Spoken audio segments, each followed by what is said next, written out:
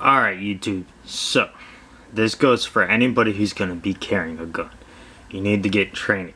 You need to train and condition your body and your mind to be ready for the firearm. Needing to use it, having a backup, whether it be a knife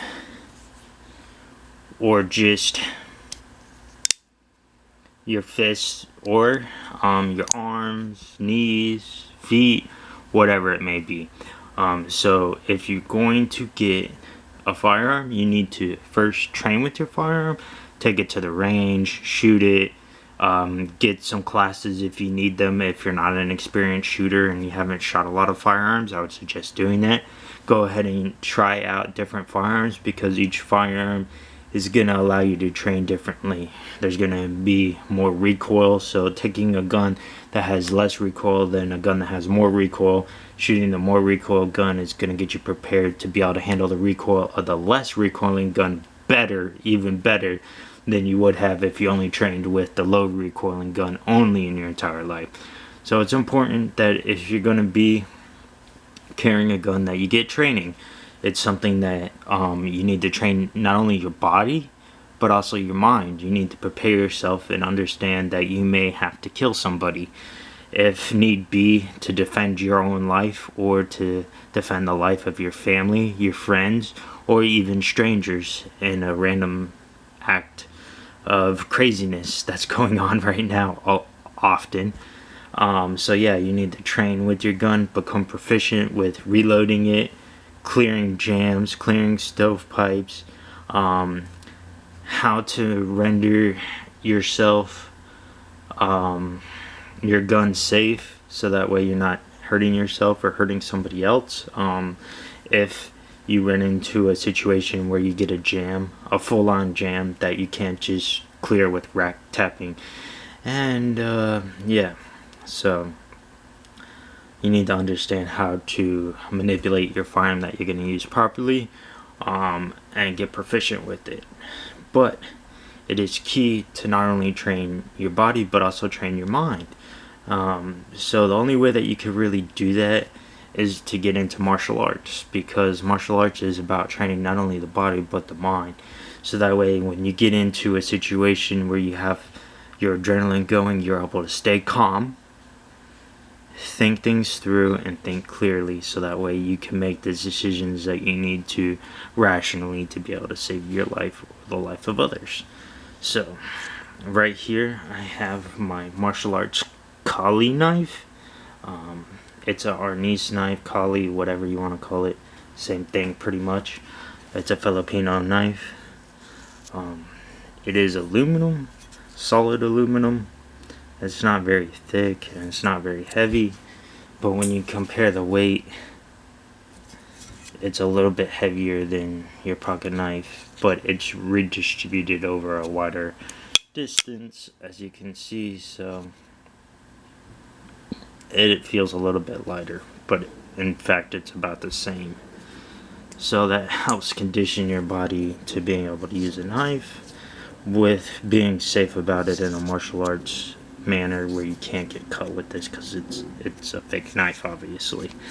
But yeah, so martial arts training, this is also something that I use. It's a Kali stick and it's weighted. It is super heavy, and it's pretty long. I'll give you a comparison, and anybody who knows the length of the FN 509 will be able to get a comparison of it. It is quite long. Whoops. Oh well. It's my carry gun. It's gonna have dings on it. Who cares? But anyway, so yeah, every night before I go to bed I train with these. I will do 30 slashes down this way, 30 slashes in the opposite direction, and 30 upward stabs. And the reason why you're doing an upward stab is because of the way you're holding the knife. If it was down like this, you would do a downward stab if the knife was held upside down. So yeah, just something to keep in mind. Train with it. Get some martial arts training, pay for it. It will save your life. I guarantee it. It saved my life multiple times. Have a martial arts training. So yeah, it's key to keeping you alive, even if you're gonna have a gun. Something else to fall back on. If need be, you get into a grappling situation, you're gonna want to have some grappling experience, so that way you can create distance or be able to neutralize the opponent without having to worry about not being able to pull your gun out. Because sometimes you won't be able to get to your gun because the element of surprise is on you because you're the good guy and not the bad guy. So yeah, this is my carry gun and my home defense gun, so I'll go ahead and clear it. Alright, it is now clear.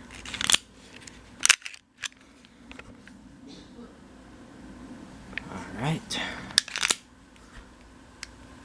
so I have loaded up 17 rounds, and when I'm awake I keep one in the chamber. When I'm asleep I keep one out of the chamber because I sleepwalk. So that's another thing. You gotta know yourself and plan ahead for that. But when I do carry it, I carry it with one in the chamber as well. And ready, I carry in this Watchdog Tactical, which is another important part of carrying a gun. Your life depends on it. Get a good holster. This isn't a great holster, and I will eventually replace it once I get a better one. But for now, it is a good holster, and I like it, so I'm carrying my gun. Anyways, so yeah, make sure you get training with your gun, even if it's just going to the range and shooting 100 rounds every week or 2 weeks. You gotta be proficient with the tools that you're gonna use to save your life. Yeah, so again, it's been about going on 2 weeks since I've been doing my martial arts training with these. Again, I was talking about the 30 with both hand slashes and stabs, and with this it's a slash into a figure 8 to reset, and then slash, and that's 30 times with each hand. And I've been doing that every night for about 2 weeks, and I alternate between these two. I don't do both of them at the same time because I'm not trying to injure myself and whatnot like that. That's a little bit too much.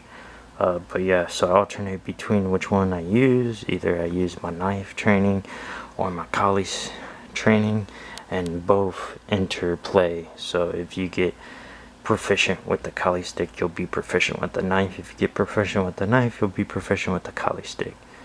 Same techniques and movements and everything. But yeah, so I would suggest going out and get military martial arts training if you're going to carry a gun. Yeah, it's something very important to it allows you to condition not only your body but your mind.